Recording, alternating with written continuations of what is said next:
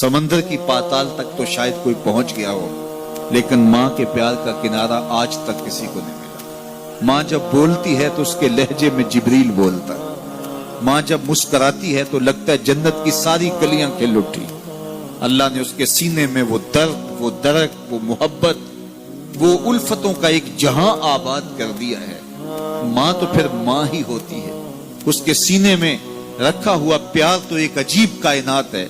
तड़पती हुई ममता एक अलग ही जहान है। कभी आपने देखा हो कि बच्चा घर से निकलता है, दुनिया की बड़ी बड़ी दानिशगाहों में उसका इंतजार हो रहा होता है, लोगों को अक्लो बीनिश सिखाने जा रहा होता है। उसकी एक एक बात को लोग मोतियों की तरह झोलियों में डालते हैं और दुनिया की दानिशगाहों में, यूनिवर्सिटियों में और दरसगाहों में लोग उसके मोतियों जैसे जुमले सुनने के लिए बेताब होते हैं कि ये अक्लो बीनिश का मुरक्का है, ये फहमो इदराक का पहाड़ है, इसकी बातें जिंदगी गुजारने का गुर सिखाती हैं। तो लोग सीखने के लिए जमा होते हैं। लेकिन वो शख्स जब घर से निकलता है तो माँ कितने भोले अंदाज में कहती है, पुत्र जरा सड़क ध्यान से अबूर करना। जो दुनिया को अक्लो बीनिश का सबक सिखाने जा रहा है, उसको ये भी नहीं पता कि सड़क कैसे अबूर करनी है। लेकिन माँ के प्यार का रूप है, ये माँ की मोहब्बत का तेवर है, ये उसकी उल्फत के रंग हैं। और जब तक बच्चा घर पलट नहीं आता, बेटा वापस नहीं पहुंच जाता, माँ के दिल में खटका रहता है और वसवास में रहती है और बेटे के लिए दुआएं मांगती रहती है कि मेरा बेटा खैर से घर पलट आए। माँ के सीने में इतना प्यार क्यों है? दुख झेल लेती है, तकलीफें गवारा कर लेती है।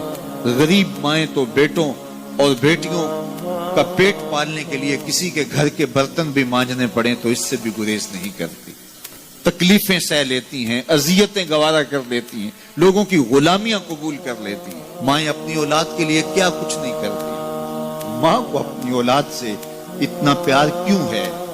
एक ही जवाब है, इसलिए कि माँ ने औलाद को जन्म दिया है। मेरे जुमले को दिल के कानों से सुनना। जिस माँ ने जन्म दिया है वो इतना प्यार करती है, तो जिस रब ने खलक किया है वो कितना प्यार करता है। जन्म देने वाली के प्यार का ठिकाना कोई नहीं, तो जो खलक करने वाला है उसके प्यार का अंदाजा कौन कर सकता? तो माँ गवारा नहीं करती कि मेरा बेटा भूखा रहे, तकलीफ में रहे, बेटा भूख में तड़पे, तो माँ बेचैन हो जाती है। तो जो 70 माओं से ज्यादा प्यार करता है, उसने कैसे गवारा कर लिया कि मेरा बंदा भूखा रहे? सहरी का खाना खाया है, कड़कती दोपहर है, बरसती गर्मी है, जुबान पे पिपड़ी जम गई, हलक खुश्क हो गया, खाने के लिए पीने के लिए सब कुछ मुयस्सर है, लेकिन कहा नहीं एक घूंट भी नहीं लेना। वुजू करते भी एहतियात करना है, हलक से नीचे कोई कतरा उतर ना जाए, कुछ खाना भी नहीं। 70 माओं से ज्यादा प्यार करने वाले रब ने ये कैसे गवारा कर?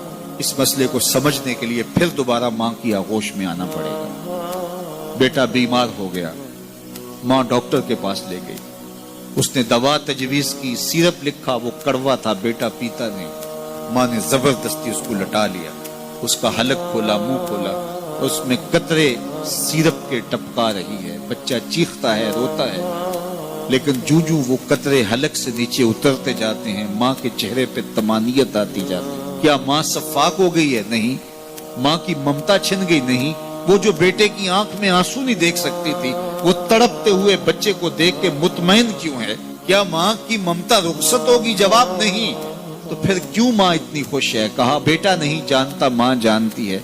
चंद लम्हों की तकलीफ है, कुछ लहजों की कड़वाहट और तलखी है, लेकिन ये सिरप जब मैदे में उतरेगा तो नतीजा शिफा की सूरत में बरामद होगा।